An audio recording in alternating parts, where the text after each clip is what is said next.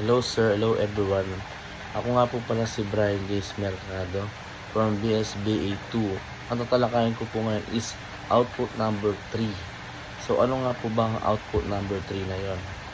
Meron po akong question dito na ano kaya ang magiging takbo ng buhay at kasaysayan ni Rizal kung itinuloy niya ang pag-ibig kay segundang katikbak.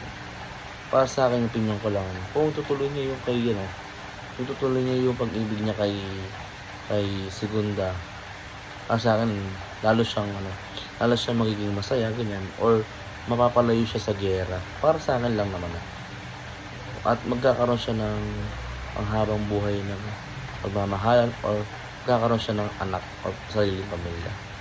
So, para din sa akin, kung tinuloy niya yon, parang pwede din siyang mapalayo sa giyera na di na siya mababaril ng mga Kastila.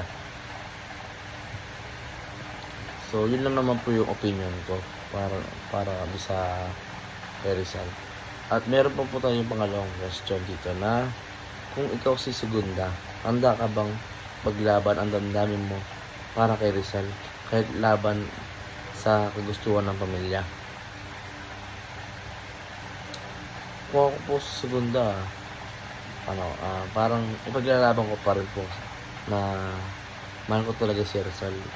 Kasi po, unang-una po si Rizal, naging, po siya, kung nagkaroon kayo ng relasyon, syempre, doon nyo po malalaman na ipaglalaban ka talaga ng babae na siguro si Rizal, kaya paglalaban niya na mabait si Rizal, matalino din si Rizal,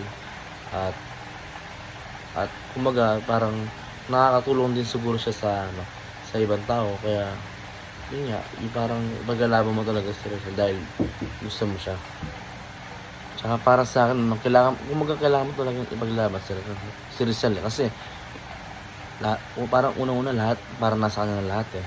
So gagawin mo na lang, maglalaban mo na kahit ayaw ng pamilya niya sa'yo, ipilit mo pa rin. Siyempre, nagmahalan na kayo ng matagal, at bakit mo pa iwawakasan yung pag-ibig na yan kung mahal mo naman ang isang tao. Siyempre, kahit naman magkagera na or ano man ang sitwasyon nyo, talaga mahal nyo ang isa't isa.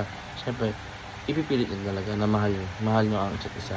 Siyempre, kung mahal nyo talaga, pwede kayong magkaroon ng sariling pamilya at magkaroon kayo ng anak o magandang pamilya panghabang buhay.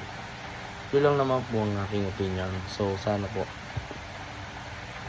maintindihan niyo po yung sinabi ko. So, thank you po.